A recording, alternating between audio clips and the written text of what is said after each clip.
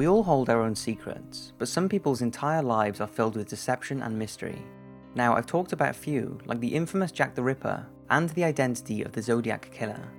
But there are many more mysterious people out there, such as a man who possibly pulled off one of the most impressive crimes the world has seen, to a secretive woman whose husband had no idea what would surface after she committed suicide. Here are 5 of some of the most mysterious people to have ever lived. Sit back and enjoy. When someone goes missing and is later found murdered in some obscure place, there is usually a huge amount of publicity and pleas from family and friends to find out who is responsible.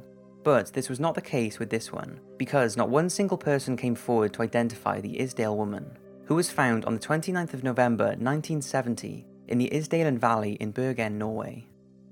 A professor who was out hiking with his 2 daughters found her naked and partially burnt body hidden behind rocks, surrounded by empty bottles and sleeping pills. Nearby, there were 2 full bottles of petrol, a burnt passport, and a packed lunch. The autopsy revealed that the woman died of carbon monoxide poisoning and burns, and had a large amount of sleeping pills in her system. She also had blunt force trauma to her neck, and her fingerprints had been sanded off. Despite all of these bizarre circumstances, the police initially concluded the woman had committed suicide. However, the mystery deepened after 2 suitcases believed to belong to this woman were found. They contained very elegant Italian clothing that had every single label removed. One of them also contained a prescription note with all of the details scrubbed out, 500 Deutsche Marks, and a journal containing strange indecipherable codes, several wigs, non-prescription glasses, and a postcard.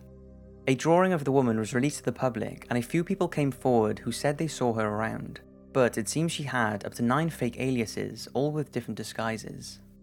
When more research was done, things got even stranger. It was thought she was fluent in several languages, and hotel staff who recognized her said she displayed odd behavior and would often ask to change rooms. The last sighting of her was when she checked out of room 407 of the Hotel Marlin shortly before she was found dead. Despite all the publicity, no friends or family members came forward, but one man who said he took her out to dinner once and who gave her the postcard that was found in the suitcase said she was from South Africa and had told him she only had 6 months to visit the most beautiful places in Norway. To add another bit of mystery to this already confusing case, a local Norwegian man came forward 32 years after the unidentified lady was found and claimed he saw her 5 days before her body was discovered wandering in the forest. He said she seemed distressed and was being followed by a group of men dressed in black suits. When asked why he hadn't mentioned this at the time, he claims he contacted Interpol, who responded by saying, "Forget her, she was dispatched. The case will never be solved." This one is truly bizarre, and we have very few leads to make a conclusion. But do you think this woman was a spy? Let me know what you can piece together in the comments. Laurie Arica Ruff. In 2003, Laurie Arica Kennedy married Blake Ruff, and from the start there was always something unusual about her. Nothing crazy, but she just seemed secretive. Before their wedding, Laurie was very reluctant to invite Blake's close-knit family, so the pair married in secret and then moved to Lennard, Texas, over 100 miles away from Blake's home. His mother was of course concerned about the vague and mysterious woman her son had moved away with, but couldn't stop him. Whilst at Lennard, neighbours were unsure about the secluded couple, especially Laurie, as it seems she avoided people at all costs and barely came out of the house as she ran an online business. The pair eventually decided to have a child, and after fertility treatment, Laurie gave birth to a daughter in 2008, but her obsessive and erratic behaviour and her reluctance to have Blake's family in her life was causing tensions, and in 2010, Blake left her and returned to his parents' home. Laurie went into complete meltdown. She was frantic and desperate to get her husband back, and after several attempts at repairing the marriage, she drove to Blake's family's house on Christmas Eve 2010 and shot herself in her car on their driveway. An 11-page rambling suicide note was found addressed to her husband and daughter inside the car, and police revealed these were clearly written by a very disturbed person. After her death, the Ruff family searched for answers, as they had always thought Laurie was hiding something. The house in Lennard was searched top to bottom and was a complete mess, covered in notes she had written during her mental breakdown. During their search, Blake mentioned that there was a strong box in the house that he had always been forbidden to go near. This was broken open and revealed that in 1988, Laurie had changed her name from Becky Sue Turner to Laurie Arica Kennedy. After further investigations, it was revealed that the real Becky Sue Turner had died in a house fire in 1971 when she was 2 years old.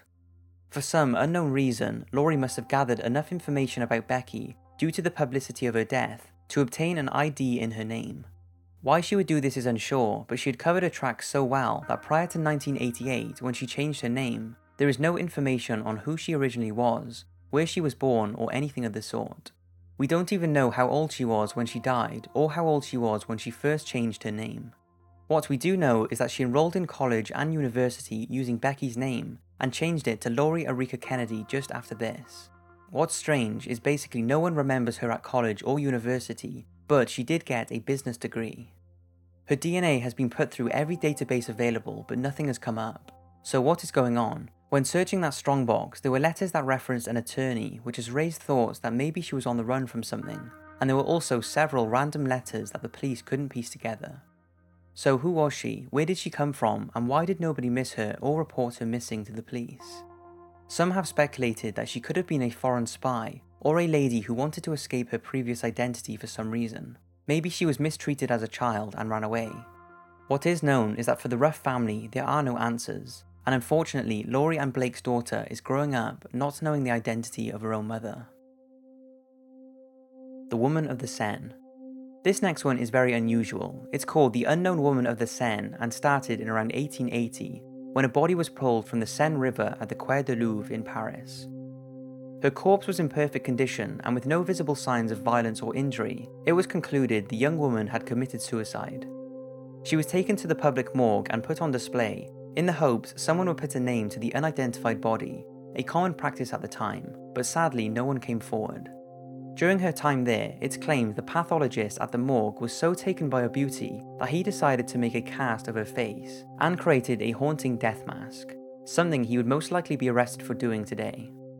But then something strange started happening. Copies of the death mask started to appear in shops across France and Germany and became a popular decorative feature in Parisian bohemian society. People became fascinated with the expression of this unknown woman, speculating on what drove her to take her own life. Unbelievably, young girls of the time even started to model their looks on the features of this unidentified girl. Then, in the 1950s, Dr. Peter Safar was responsible for the life-saving technique we now know as CPR. To practice his technique, he commissioned a toy manufacturer to create a mannequin, which he later named Anne, and the face the mannequin was given was that of the unknown Seine woman. The saying is that she's been kissed by millions of people around the world, and in the US she is known as CPR Annie, and is responsible for saving countless lives. So next time you see this CPR mannequin, know that it's the face of the unidentified woman who lost her life in the River Seine under mysterious circumstances all that time ago. This next one is quite upsetting, but is also very interesting and mysterious. It started on April 1st, 1990, when a young woman randomly stepped into the road at Huntington Beach, California, and was struck by two cars. She was instantly killed, and when police arrived, they were unable to find any ID on her, but did find a hotel room key and a strange ring made of hair. After a while, no one came forward to identify her, and media reports were released in hopes someone had any information on this woman. Many local residents responded and claimed that they had spoken to her just days before she had died, and that her name was Andrea. Apparently she was around 25 years old, although this cannot be confirmed as some said she looked closer to 15. And it's believed she travelled from Virginia or possibly New York in search of her birth parents, who she claims were very well known to everyone.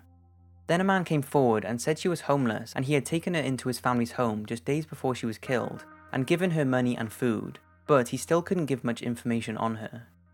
To this day, no one has ever come forward to claim her as their daughter or friend, and even after more than 20 years, the police are remaining hopeful as the case is still open. It seems very unlikely, but maybe one day someone will be able to provide some information on this mysterious woman. Dan Cooper. Since I first heard the story about Dan Cooper, I was fascinated, and although it's well known, hopefully I can bring some new information to this unsolved FBI case. On November 24th, 1971, a man calling himself Dan Cooper bought a one-way plane ticket from Portland, Oregon to Seattle. He was described as a dark-haired man around 40 years old wearing a business suit with a black tie and white shirt. After he boarded the Northwest Orient Airlines flight, he ordered himself a bourbon and soda and relaxed in his seat.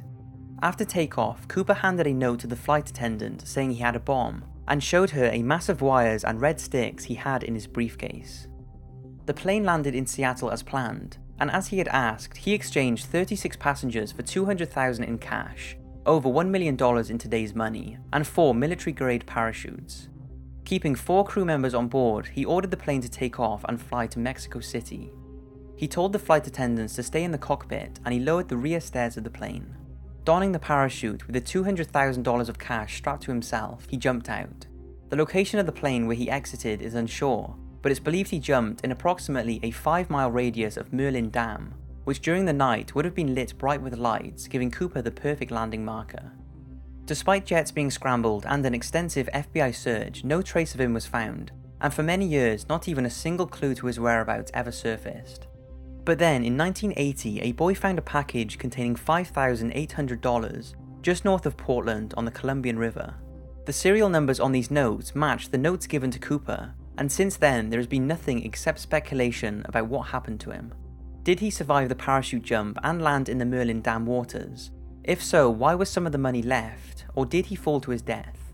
If he did fall, you would think his parachute or body would have been found, or at least more than $5,800 of the $200,000 he took. So who was this man? Well, judging by the military-grade parachutes he requested, which were apparently very hard to use, and the fact he clearly had some knowledge of the aircraft he jumped from, like knowing the stairs could be lowered mid-flight, which was something the flight attendants didn't even know about, has led to the speculation that he could have been a Vietnam vet pilot, or even an ex-government spy, but I guess we will never know. You may have heard some say that this story is a hoax, but after really looking into it, and seeing the amount of witnesses involved, like the people who prepared the parachutes for him, and the flight attendants, I find it hard to believe that this did not take place. It's safe to say Dan Cooper, which we can all assume was not his real name, did possibly pull off one of the most unsolved and perfect crimes in aviation history. So that's 5 people who we are a million miles away from solving the unsolved mysteries surrounding their lifestyles or their identity. I hope you've enjoyed this video, and as always, I will see you next week for another one.